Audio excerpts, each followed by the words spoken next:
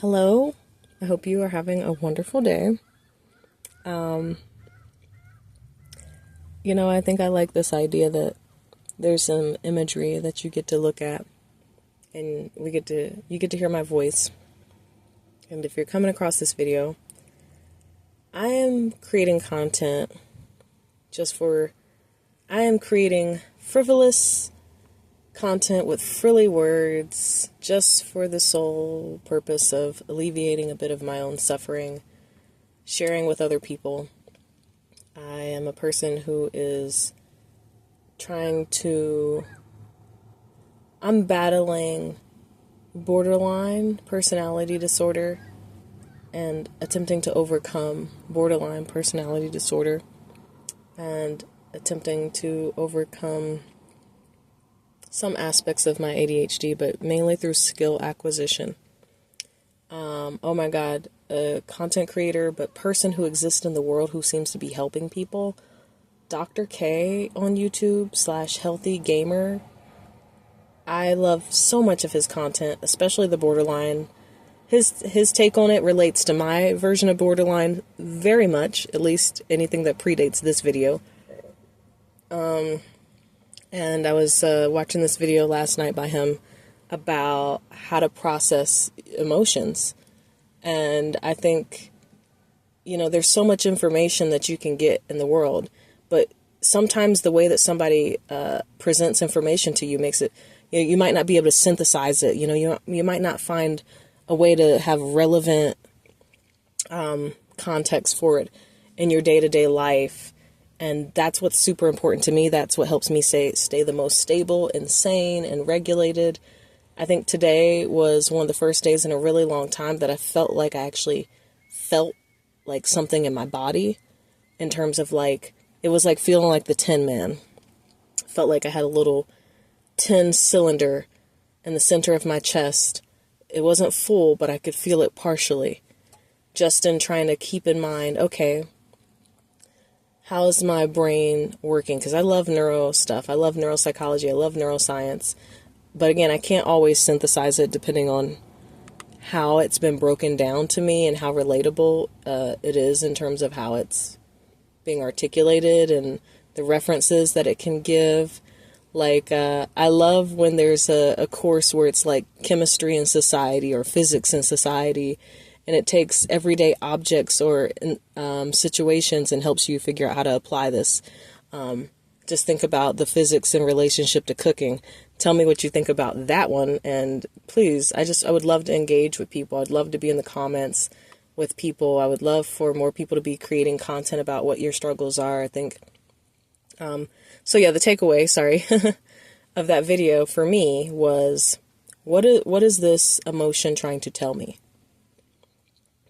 And then you can graduate from that place of what is this emotion trying to tell me, to what is this emotion, what is this feeling, or my words, I might end up saying emotion or feeling, but it's what is this feeling trying to tell me? What is this emotion trying to tell me? How is this feeling or how is this emotion trying to get me to act?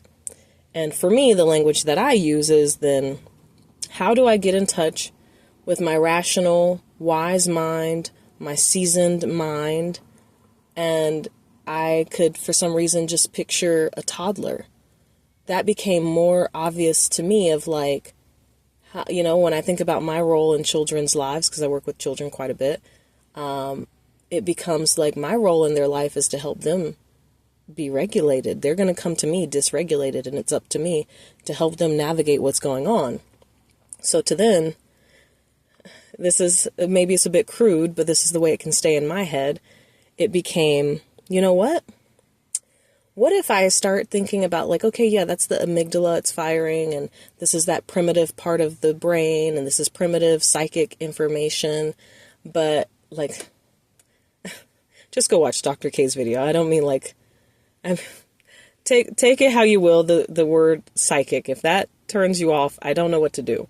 But in any case, then it becomes, okay, well, if there is information, if there's feelings and emotions that are trying to tell you something, how would I respond if there was a toddler in my care and they were coming to me trying to tell me something. They were super dysregulated. Well, I would create space for them. I would listen to them. I would acknowledge what their concerns were. I would not dismiss them. I would not disregard them. I would say, okay, tell me what's happening. Tell me what you're feeling. Tell me what you're experiencing. And so when that comes up for yourself, because sometimes this is reparenting work as well. Sometimes it truly is a reparenting of like, what does the child version of you need right now? What does the toddler need? What does the teenager need? What does this part of you need? But my brain didn't go there exactly. My brain went to going outside of myself. If I was caring for somebody else's child and they came to me with an emotion and a feeling, I would validate it. So, okay, I validate the emotion and the feeling that's coming up for me. And then I say, okay, what is it wanting me to do? Am I feeling highly anxious right now and it wants me to go check on my ex? Am I feeling really stressed? It's usually going to be a stress response for most of us, no matter if that stress is coming in the form of depression, anxiety, or something else. But, and if there's any redundancy here, I'm probably not going to be your person, because a lot of times I sort my ideas out through just talking about it and kind of playing with words. I love word play. But I'm hoping that in some way that this will be useful to someone in the world, because, you know, we need everything in everybody. And I also started to think about, it usually is not helpful for me to be like, name 5 things. It's like I'm usually already activated at that point and I am not online.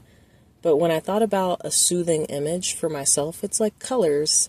Like whether it's a static color or like a gradient or just like wavy kind of color on a video, or certain foods or smells. Like that can be useful to me, but it's like one of the smallest aspects that's beneficial to me, but it can create like a soothing effect on me if I think about that. I also love singing. I love listening to music. I love going on day trips, like just getting out of the house, just doing something different to just break out of the monotony of whatever is happening. So when that feeling, that emotion is coming up, you can disrupt your the underlying belief system that it's attached to by, again, accepting it, validating it, acknowledging it, accepting that it's trying to tell you something, trying to glean whatever information you can from what it's trying to tell you, using your seasoned, reasoned, wise mind, analytical mind, to then figure out what action it is hoping that you will take, and coming up with alternative solutions to the idea of how it wants you to act. Challenging a bit the feelings and the sensations. For me, that's wrapped into the action part. It might not be for you, but again, this just comes directly from me listening to Dr. K, and I feel like that video could be incredibly beneficial to anybody that is suffering with borderline or emotional dysregulation, distress tolerance. If you have issues tolerating distress or discomfort, I think it would be incredibly beneficial. So I bought these strawberries today.